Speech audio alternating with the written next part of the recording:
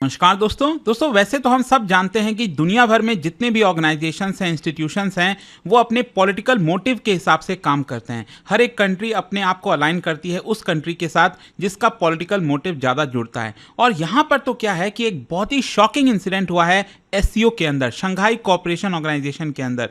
सोच सकते हैं आप कि उसमें पहलगाम का मेंशन नहीं किया गया। मतलब पहलगाम को लेकर पूरे दुनिया में शायद ही कोई ऐसा देश होगा जिन्होंने खंडन नहीं किया, लेकिन एससीओ के अंदर पहलगाम को मेंशन ना करके बल्कि बलूचिस्तान को मेंशन किया गया। और यही बड़ा कारण है जिसकी वजह से आप देख सकते हो राजनाथ सिंह जी ने जो ज्वाइंट डॉक्यूमेंट है उसको साइन करने से मना कर दिया। एक बहुत बड़ा सेटबैक है पूरे एससीओ ऑर्गेनाइजेशन को लेकर। इसको थोड़ा सा डिटेल में समझेंगे कि एग्जैक्टली यहाँ पर हुआ कि आपको बहुत कुछ जानने को मिलेगा।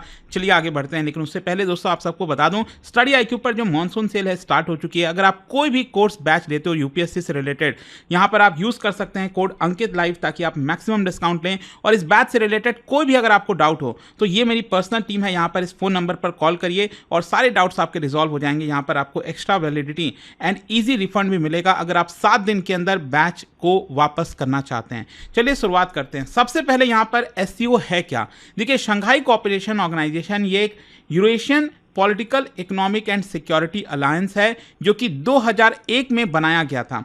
उस समय 2001 में क्या है कि इसको शंघाई 5 कहा जाता था इसके पहले, एंड 2001 में जाकर ये बन गया शंघाई कोऑपरेशन ऑर्गेनाइजेशन। और इसके दो ओरिजिनल मेंबर्स जो थे वो थे China, Russia, Kazakhstan, Kyrgyzstan, Tajikistan और उज्बेकिस्तान। आगे चलकर 2017 में भारत और पाकिस्तान भी इसके मेंबर बन जाते हैं और 2023 में ईरान भी इसका मेंबर बन जाता है। तो इस मैप में अगर आप देखोगे ध्यान से तो यहाँ पर जो सेंट्रल एशियन कंट्रीज हैं, कजाकिस्तान, उज्बेकिस्तान, किर्गिस्तान, तजिकिस्तान, 4 ये हो गए। इसके अलावा ईरान है, पाकिस्तान है, भारत है, चाइना है और यहाँ पर रशिया है। तो ये टोटल 9 कंट्रीज ऐसे हैं जो इसके इस समय परमानेंट मेंबर हैं। और यहाँ पर इसका जो टाइप है basically it's a mutual security, political and economic cooperation आपको देखने को मिलेगा। इनका जो मेन फोकस होता है वो होता है काउंटर टेररिज्म को लेकर। मतलब कि पूरे रीजन में कैसे हम टेररिज्म को काउंटर कर सकें और रीजनल सिक्योरिटी को बढ़ा सकें। इसके अलावा इकोनॉमिक इंटीग्रेशन और कनेक्टिविटी पर फोकस किया जाता है और cultural cooperation and regional dialogue पर फोकस होता है। लेकिन जो सबसे इंपॉर्टेंट चीज मैंने आपको बताया ना, काउंटर टेररिज्म, और इसी को देखते हुए इस ऑर्गेनाइजेशन के अंदर एक यहां पर बनाया गया है that is regional anti terrorist structure, rats करके, जिसका हेडक्वार्टर ताशकंद में आपको देखने को मिलेगा, जो कि काउंटर टेरर चीजों पर फोकस करता है। खैर, यहां पर क्वेश्चन यह है कि अभी रिसेंटली हुआ क्या है।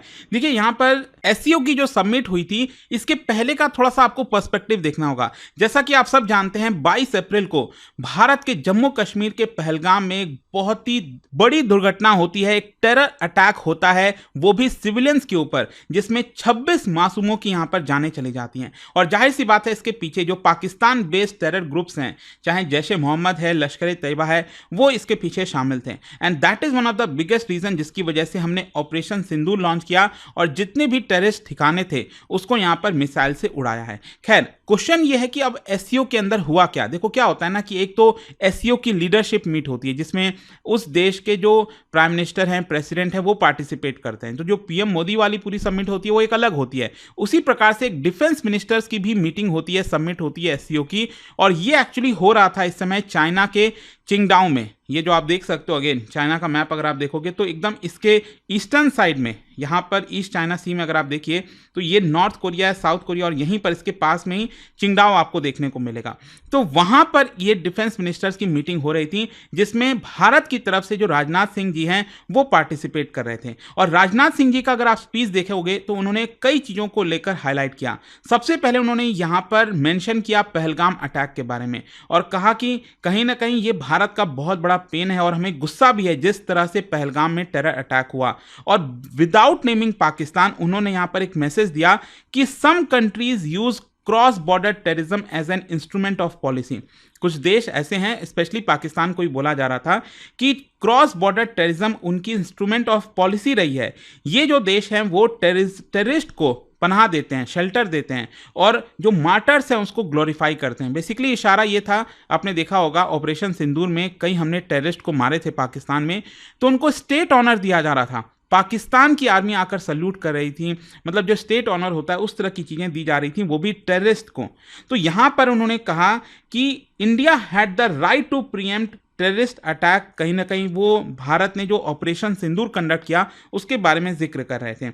और साथ ही साथ वो ये भी कहे कि जो एससीओ है, शंघाई कोऑपरेशन ऑर्गेनाइजेशन है, वो यहाँ पर चुप नहीं रह सकता, साइलेंट नहीं रह सकता और ना तो न्यूट्रल हो सकता है टेररिज्म पर। मतलब हमें टेररिज्म के खिलाफ जाना है, उसके खिलाफ बोलना है और उसके खिलाफ कदम उठाना है। यहाँ पर न्यूट्रल होने का समय नहीं है। तो जाहिर सी बात है यहाँ पर राजनाथ सिंह जी बोले, उसके अलावा बाकी की भी जो देश के डिफेंस मिनिस्टर हैं वो अपनी अपनी बातें रखते हैं। लेकिन क्या होता है कि कोई भी जब सबमिट होता है ऑर्गेनाइजेशंस के द्वारा, तो आपने देखा होगा कि लास्ट में एक ज्वाइंट स्टेटमेंट जो है जारी किया जाता है। फॉर एग्जांपल आपको याद होगा भारत में G20 का समिट हुआ था, तो उस समय भी काफी कोशिश चल रही थी कि एक प्रॉपर तरीके से ज्वाइंट स्टेटमेंट जारी किया जाए, मतलब एकता दिखे कि हम सब एक हैं। स्पेशली G20 में तो आप सब जानते हैं अमेरिका है, यहाँ पर चाइना भी है, उसमें आपका रशिया भी है, तो वहाँ पर एक ज्वाइंट स्टेटमेंट कराना अपने आप में बहुत बड़ी बात हो जाती। लेकिन कैसे जैसे करके भारत ने G20 के दौरान ज्वाइंट स्टेटमेंट जारी करवाया। लेकिन यहाँ पर क्या होता है अब आपको मैं बताता हूँ कि एससीओ का ये जो सबमिट हुआ है, यहाँ पर दो बहुत इंपॉर्टेंट इश्यूज हुए भारत के पर्सपेक्टिव से। सबसे पहला ये कि पहलगाम टेरर अटैक के बारे में कोई मेंशन ही नहीं किया गया। जी हां, भारत ने फॉर्मली रिक्वेस्ट किया था कि यहां पर जो पहलगाम मैसेकर हुआ है उसके बारे में जिक्र किया जाए ज्वाइंट स्टेटमेंट में, लेकिन चाइना और पाकिस्तान हम सब जानते हैं कितने घनिष्ठ मित्र हैं और उन्होंने इस चीज को अपोज किया। तो भारत का व्यू यहां पर यह था कि ये जो ओमिशन हुआ है ये डेलिब्रेट अटेम्प्ट है कहीं ना कहीं जो टेररिज्म का नैरेटिव है उसको कमजोर करने की। मतलब जानबूझकर हम टेररिज्म पर सॉफ्ट हो रहे हैं, आपको हार्ड लाइन लेना चाहिए था टेररिज्म पर। उल्टा यहां पर देखिए क्या होता है, पाकिस्तान जो है जानबूझकर बलूचिस्तान को ऐड करा देता है चाइना की मदद से। मतलब यहां पर जो डॉक्यूमेंट है उसमें बलूचिस्तान का जिक्र करा देता है। अब आपने देखा होगा रिसेंटली जाफर एक्सप्रेस और कई सारे घटनाएं हुई हैं, वैसे तो पूरे पाकिस्तान में लगातार होती रहती हैं, तो कहीं ना कहीं यहां पर उसको लेकर जिक्र कराया गया और जानबूझकर यह दिखाने की कोशिश की गई कि इसके पीछे भारत है। तो आपने बलूचिस्तान का जिक्र करा दिया डॉक्यूमेंट में, लेकिन यहां पर जो पहलगाम टेरर अटैक है उसका आपने जिक्र भी नहीं कराया, जिसके बारे में पूरे दुनिया ने एक तरह से कंडेम किया था उस पूरे इंसिडेंस को। तो इससे आप समझ पाते हो कि कितना मतलब एक नैरेटिव होता है ना एक तरह से कि आप चाहते क्या हो, स्पेशली चाइना और पाकिस्तान के पर्सपेक्टिव में। तो यहां पर फाइनली राजनाथ सिंह जी हमारे डिफेंस मिनिस्टर ने रिफ्यूज कर दिया कि जो ज्वाइंट स्टेटमेंट है हम उसको साइन नहीं करेंगे, क्योंकि यहां पर भारत का जो पोजीशन है टेररिज्म को लेकर उसको डाइल्यूट किया गया है। भारत ने कन्वे किया कि हम किसी भी डिक्लेरेशन को एंडोर्स नहीं करेंगे जहां पर भारत के ऊपर जो अटैक किया था उसको साइड स्टेप किया जा रहा है, क्योंकि यह भारत की इंटीग्रिटी का मामला है। और अल्टीमेटली यह हुआ भारत के रिफ्यूजल की वजह से एससीओ के अंदर कोई भी ज्वाइंट स्टेटमेंट जारी नहीं हो पाया। क्योंकि क्या होता है कि जब भी इस तरह के सबमिट्स में ज्वाइंट स्टेटमेंट होता है उसमें सभी देशों को एग्री करना होता है। एक भी देश अगर डिसएग्री करेगा तो कोई भी ज्वाइंट स्टेटमेंट जारी नहीं हो पाता है, फिर अलग अलग देश अपना जो स्टेटमेंट है वो अलग से जारी करते हैं। तो अब क्वेश्चन यहां पर यह है कि ये इतना मायने क्यों रखता है जो ये पूरा इंसिडेंस हुआ है। सबसे पहला तो यही है कि भारत ने यहां पर दिखाया है कि हम नेशनल सिक्योरिटी और टेररिज्म को लेकर कोई भी कॉम्प्रोमाइज नहीं करेंगे। दूसरा यहां पर ऐसा पता चलता है कि एससीओ के अंदर काफी ज्यादा आपको डिवाइड देखने को मिलेगा, specially between India, Pakistan and China. तीसरा यहां पर यह साफ साफ दिखाता है कि कैसे चाइना पाकिस्तान की मदद करता रहता है पीछे से पूरी तरह से एक प्रकार से, चाहे वो उसका परिणाम ये क्यों ना हो कि यहां पर पूरे दुनिया में टेररिज्म फैल रहा है। फिर यहां पर एक और इंपॉर्टेंट चीज है कि एससीओ एक तरह से फेल हो गया ज्वाइंट स्टेटमेंट जारी करने में। मतलब कहीं ना कहीं यूनिटी और जो क्रेडिबिलिटी होती है ना पूरे ग्रुप की, वो उसको काफी बड़ा धक्का लगता है। और भारत ने भी एक प्रकार से ग्लोबल मैसेज भेजा है कि यहां पर हमारा जो लॉन्ग स्टैंडिंग कॉल रहा है जीरो टॉलरेंस ऑन टेररिज्म को लेकर, वो हम छोड़ने वाले नहीं हैं। तो एक प्रकार से भारत ने ये स्टैंड क्यों लिया? देखो सिंपल सी चीज है, भारत मान लो अगर ये स्टैंड नहीं लेता तो ये सवाल उठाया जाता ना भारत के ऊपर कि आप ज्वाइंट स्टेटमेंट में तो बलूचिस्तान का जिक्र है, भारत का जो पहलगाम अटैक हुआ था वो तो जिक्र है ही नहीं। मतलब कहीं ना कहीं भारत चीजों को लेकर कॉम्प्रोमाइज कर देता है। तो भारत नहीं चाहता ये था ये चीज। हम जीरो टॉलरेंस हमारी रही है पॉलिसी टेररिज्म को लेकर, वो हम कंटिन्यू करना चाहते थे। और एससीओ मेंबर्स को भी हमने मैसेज दे दिया है एक प्रकार से कि हम किसी भी प्रकार के सिंबॉलिक डिप्लोमेसी का पार्ट नहीं रहना चाहते जहां पर भारत के जो कोर कंसर्न्स हैं उसको एक्नॉलेज नहीं किया जाएगा। तो काफी इंपॉर्टेंट ये हुआ। देखना होगा कि जो एससीओ है as a overall organisation organisation, उसका क्या होता है। और इसी साल आगे चलकर जब लीडरशिप समिट होगी, मतलब प्राइम मिनिस्टर मोदी क्या वो पार्टिसिपेट करेंगे नहीं करेंगे वो तो समय बताएगा, बट काफ़ी इंपॉर्टेंट मोड है एससीओ के लिए। और जाने से पहले आप सबके लिए एक बहुत ही इंटरेस्टिंग क्वेश्चन है, एससीओ से रिलेटेड 2 स्टेटमेंट मैंने यहाँ पर दिए हैं, आपको बताना है कौन सा करेक्ट है। इसका राइट आंसर आप सब जानते हैं, मेरे इंस्टाग्राम पर तो मिलेगा ही, वहां पर अगर आप नहीं हो कोई बात नहीं, टेलीग्राम से ले सकते हैं इसका सही उत्तर। और दोस्तों जैसा मैंने आपको बताया, अगर आप यूपीएससी की तैयारी कर रहे हैं, हमारा जो जीएस फाउंडेशन प्रतिज्ञा बैच है, इसके अंदर प्रीलिम्स मेंस इंटरव्यू सब कुछ की तैयारी कराई जाती है।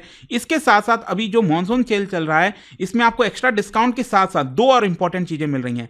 7 डेज के अंदर अंदर अगर आपको कोर्स नहीं पसंद आया, कुछ भी प्रॉब्लम हुई, तो आप ये कोर्स वापस दे सकते हो, कोई भी क्वेश्चन आपसे नहीं पूछा जाएगा। और दूसरा है 6 मंथ्स की एक्स्ट्रा वैलिडिटी आपको और इस कोर्स के अंदर मिल रही है। अभी भी अगर आपको कोई डाउट है, प्रॉब्लम है, सिंपली आप इस फोन नंबर पर कॉल कर लीजिए, मेरी पर्सनल टीम यहां पर बैठाई गई है जो आपको पूरी तरह से गाइड करेगी। दोस्तों गुड न्यूज, स्टडी IQ का मॉनसून धमाका सेल अब ऑफिशियली लाइव हो चुका है और उसके साथ ही शुरू हो गया है P2I फाउंडेशन प्रतिज्ञा बैच। यह सिर्फ एक कोर्स नहीं, यह एक कंप्लीट जर्नी है जो आपको जीरो से ले जाएगा IAS ऑफिसर बनने तक।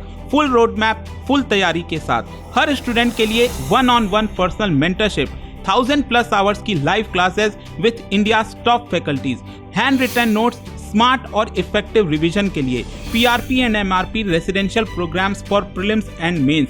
और इस बैच के साथ मिलेगा प्रीलिम्स क्लियर करो, पूरा फीस रिफंड पाओ, मंथली टॉपर्स को 11,000 रुपीज तक के कैश रिवॉर्ड। यह सब कुछ मिलेगा आपको 2026 के लिए प्रतिज्ञा बैच P2I फाउंडेशन, 2027 के लिए लॉन्ग टर्म फाउंडेशन और 2028 के लिए अर्ली फाउंडेशन निर्माण बैच।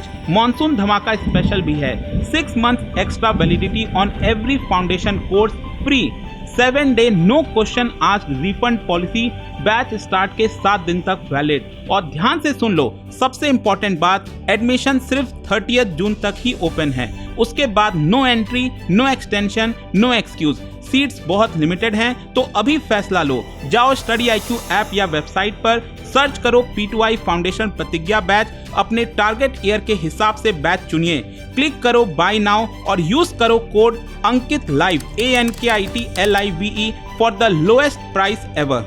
और अगर अब भी यूपीएससी या बैच को लेकर कोई कंफ्यूजन है तो मेरी पर्सनल टीम को कॉल कर सकते हैं ऑन 092400239293। यह सिर्फ एक बैच नहीं, यह है IAS बनने की प्रतिज्ञा। Let's begin your UPSC journey together.